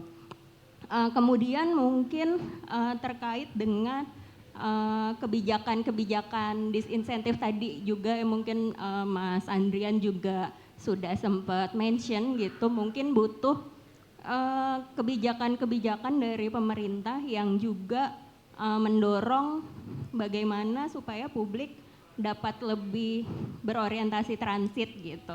Apakah itu terkait pengurangan fungsi parkir pada saat perencanaan tata bangunan gitu ya Mas, terus juga penerapan ERP atau LEZ tadi itu sendiri, atau kenaikan tarif parkir itu sendiri yang memang mungkin bisa kita dorong juga nih. Makanya MRT juga berkolaborasi sama teman-teman dari JUT P3 karena kan salah satu output yang akan di-studi sama teman-teman JUT P3 ini juga mungkin mengusulkan kira-kira kebijakan apa sih yang bisa dilakukan oleh pemerintah untuk memperbaiki atau mendorong implementasi pengembangan kawasan yang lebih berorientasi transit, mungkin itu. Selanjutnya juga mungkin kesadaran atau perlunya edukasi dengan masyarakat juga ya Mas. Karena mungkin salah satu cerita uniknya gitu dengan kita menutup pedestrian Blora, kadang-kadang memang di lapangan ada palangnya itu baru 1 hari kita bikin, besoknya ditabrak karena orang mabok gitu misalnya. Jadi beberapa kali seperti itu, jadi mungkin itu juga cerita-cerita unik gitu ya, yang mungkin kadang-kadang kita nggak bisa minta mereka ganti juga gitu, karena mungkin keterbatasan finansial dan lain-lain gitu. Mungkin dari saya sekian. Baik, terima kasih Mbak Sagita. Selanjutnya dari tim JUT, Morisan dan Mas Dharma. Thank you very much for your question. 3 questions. So first question about land use and I think effective transportation system and also surrounding area. So this is also one of the important issue among JUT-P3. So we are proposing working together with several central government and also local government. Because as you know now, several TOD related ministries, but it's quite divided. For example, MOT, Ministry of Transportation, is in charge of transportation matter. On the other hand, ATR BPN is in charge of land use matter. And so under that current condition, so of course each ministerial official is working hard, but just under their control or mandate. So we are proposing working together.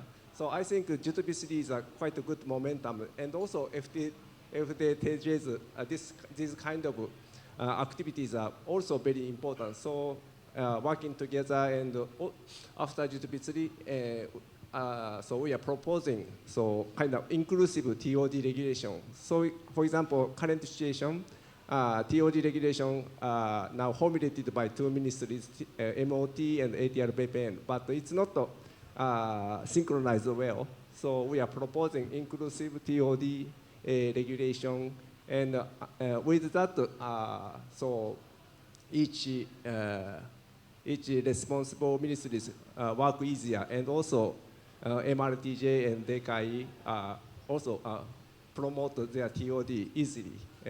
Based on that. And second question, so low emission,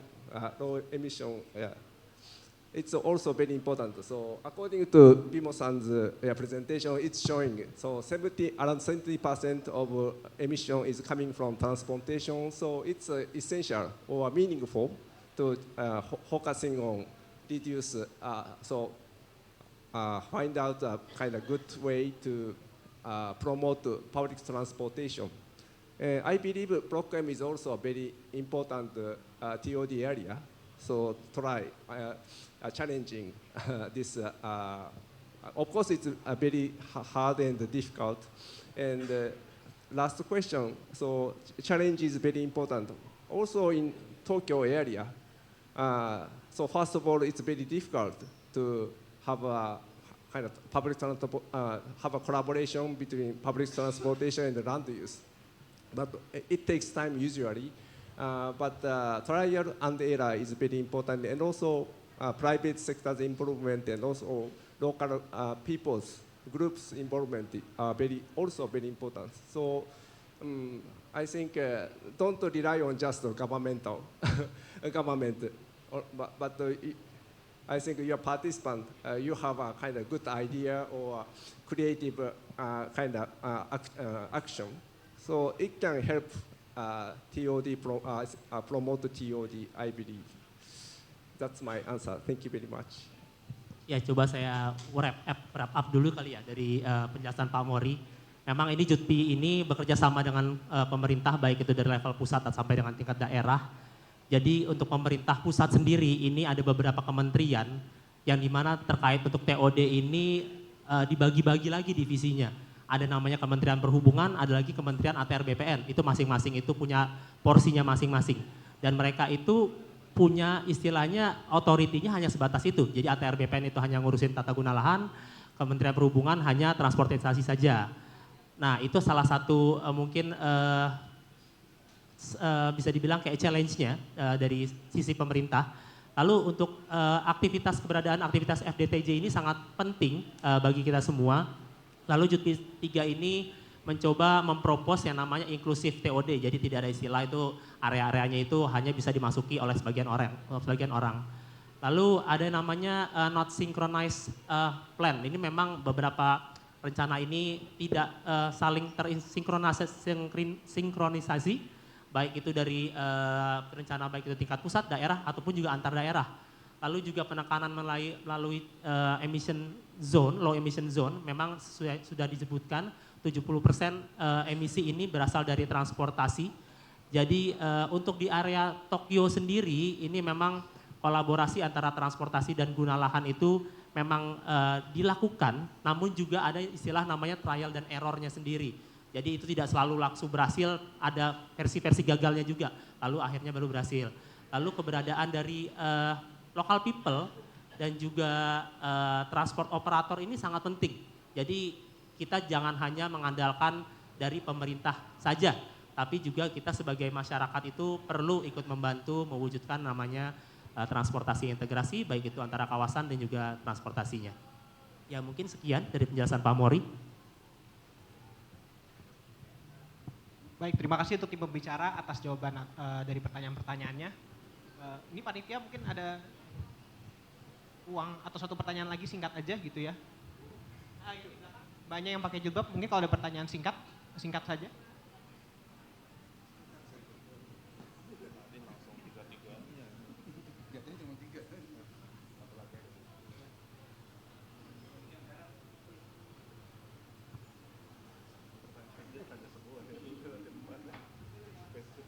Tes.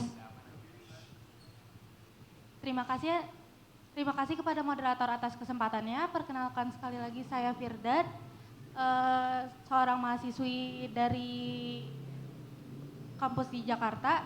Jadi saya ingin bertanya mengenai KRE ini. Untuk KRE di Kota Tua sendiri itu tadi sempat dimention bahwa ada penolakan dari masyarakat dan saya pernah membaca di suatu artikel bahwa penolakan tersebut dikarenakan adanya, tadi kan ada pembatasan kendaraan untuk lewat itu. Nah, jadi dialihkan ke tempat-tempat ke jalanan di masyarakat umumnya. Jadi ada penolakan masyarakat. Nah, jadi pertanyaan saya itu bagaimana cara agar KRE ini tetap bisa dilaksanakan tanpa adanya mengganggu masyarakat sekitar dan sosialnya itu. Terima kasih.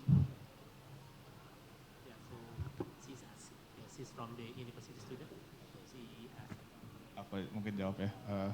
Terima kasih. Ini mungkin singkat aja. Jadi memang kalau kita lihat dari case Kota Tua, memang itu juga jadi PR kita ya. Ketika kita melihat LEZ ini, jangan sampai strategi komunikasinya salah hanya sebatas kita nutup jalan gitu ya. Walaupun memang itu menimbulkan inconvenience gitu buat orang-orang ya. Tapi memang area itu ditutup, tapi memang jalan alternatifnya dikasih tahu. Dan tapi itu juga menjadi salah satu side effect dari LEZ yang kita pahami gitu. Memang ketika kita menutup satu area, pada akhirnya banyak kendaraan yang memang harus melalui jalur alternatif gitu ya, karena memang Kota Tua sifatnya banyak through traffic yang hanya melewat saja. Tapi kalau misalkan kita coba tarik konteksnya ke Blok M, justru Blok M ini akan jadi contoh yang paling perfect gitu untuk membuat suatu LEZ, karena orang-orang ini datang ke Blok M. Blok M is the destination. Jadi orang tuh datang ke sini bukan hanya sekedar lewat pun dari dulu ya lewat jalannya sudah ada aja gitu. Itu bisa jadi it can go as is gitu ya, as it is, di mana jalan-jalan yang mungkin sekarang Jalan Lawai, Jalan Iskandar Syah, Jalan Singamangaraja itu mungkin bisa tetap bisa jadi through traffic, tapi jalan di dalamnya ini bisa di repurpose untuk menjadi lebih manusiawi, dan itu pasti tentunya akan jadi PR kita juga gitu ya, melihat tentunya ada banyak sekali tadi stakeholder yang harus kita komunikasikan dan kita harus kasih paham intinya bahwa tujuannya baik gitu ya dengan ada LZ ini. Dan kalau kita melihat dari Kota Tua sendiri itu justru jadi pembelajaran yang sangat penting untuk stakeholder di Jakarta ya, ketika melihat ketika akan melakukan sesuatu yang memang kita tidak menutupi itu bahwa akan ada disruption ke daily life manusia di Jakarta ya. Dan dengan Blok M itu bisa jadi contoh baru di mana mungkin saja kita harapkan stakeholder di Jakarta ini sudah belajar dari apa yang terjadi di Kota Tua. Seperti itu sih dari saya. Dari pembicara yang lain, apakah ada insight? Singkat saja. Mungkin saya sedikit menambahkan, jadi berdasarkan dari studi JUTPI ini memang kita mengadakan seperti survei volume lalu lintas. Jadi kalau kita melihat karakteristik antara Blok M dan Kota Tua ini cukup berbeda, bahwa di Kota Tua itu memang kebanyakan itu kendaraan yang melintas ataupun juga jalan-jalan lokalnya itu memang jalan padat penduduk. Tapi untuk di Blok M sendiri, ini jalan-jalan lokalnya seperti yang kita lihat bahwa kita familiar dengan area Peruri, itu merupakan area-area perkantoran ataupun juga jalan di sekitaran Mabes Polri. Jadi jika misalkan jalannya itu diubah sifatnya ya seperti dijelaskan oleh Mbak Sagita, itu jadi ada namanya shared surface, jadi menggabungkan antara kendaraan pribadi tapi lajur kendaraan itu dipersempit dan diperlebar jalan untuk pedestriannya itu secara otomatis tidak akan mengganggu aktivitas masyarakat karena memang di area sana itu lebih banyak untuk area perkantoran. Jadi agak sifatnya berbeda antara Kota Tua dan Blok M. Jadi kita perlu mengidentifikasi di mana jalan-jalan yang sifatnya untuk area perkantoran dan juga untuk area penduduk. Oke, ini dari tadi mungkin Mas Bimo belum ada tanggapan, mungkin ada menambahkan dari pertanyaan-pertanyaan yang sudah ada? Ya mungkin nambah sedikit aja terkait tadi penolakan publik terhadap kawasan rendah emisi ini. Saya rasa itulah kenapa pentingnya konsultasi publik terhadap masyarakat ya. Jangan sampai kebijakan ini tanpa ada apa-apa tiba-tiba sah gitu. Jadi konsultasi publik itu sangat krusial karena dengan ada konsultasi publik itu, apalagi kalau terfokus suara-suara yang tadinya tidak terdengar itu dapat mengakomodir perencanaan kawasan rendah emisi yang akan dilaksanakan. Mungkin itu. Oke, terima kasih. Kita berikan tepuk tangan sekali lagi untuk para pemateri hari ini. Nah, teman-teman, semoga diskusi hari ini bisa memberikan gambaran yang membuat kita semakin yakin dan optimis bahwa kini dan nanti Blok M bisa jadi kawasan yang bukan hanya jadi pusat muda-mudi untuk beraksi, tapi juga kawasan yang ramah lingkungan dan nyaman untuk semua. Meski hari ini kita masih mendapati berbagai tantangan ya, tapi semoga di masa depan jangka pendek maupun jangka panjang itu semua bisa terwujud dan Blok M bisa menjadi kawasan yang lebih inklusif dan aksesibel untuk semuanya. Dengan ini sesi diskusi saya akhiri, saya kembalikan lagi ke MC. Terima kasih teman-teman. Yeay, boleh kita kasih tepuk tangan untuk semua narasumber kita yang sudah mengisi sesi diskusi terakhir di hari ini. Nah, sebelum kita menutup, kita ada satu souvenir yang akan diberikan dari tim FDTJ kepada seluruh para narasumber, yaitu dari Mas Irham, Direktur Eksekutif 2 dari Forum Transportasi Diskusi Jakarta. Silahkan kepada teman-teman narasumber mungkin boleh berdiri untuk kemudian di foto. Ya, yang pertama langsung aja silahkan dari dari FDTJ untuk Stravenus silahkan. Nah, ya mungkin bisa di depan meja ya nanti biar bisa difoto.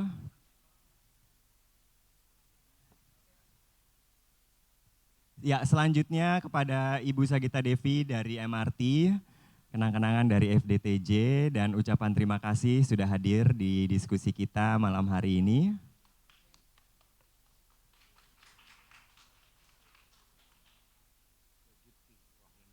Oke, selanjutnya kepada perwakilan JUTPI akan langsung juga diserahkan dari Mas Irham.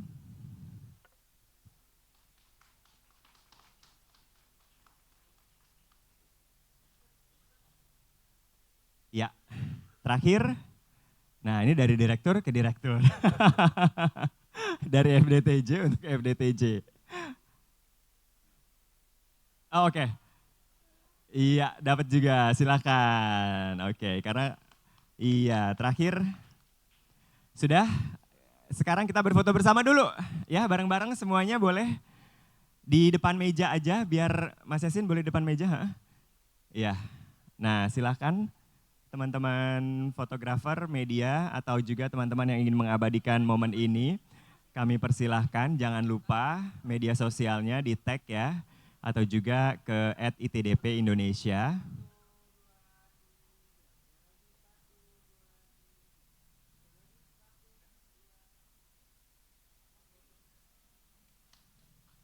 Oke, ternyata foto bersamanya ada dengan audiens ya? Oke, berarti dari bawah. Terus kemudian teman-teman audiens boleh berdiri mungkin biar kelihatan semuanya. Nah, teman-teman yang mau ngambil foto, fotografernya atau juga media atau dari FDTJ, Stravenius juga ingin mengabadikan, silahkan naik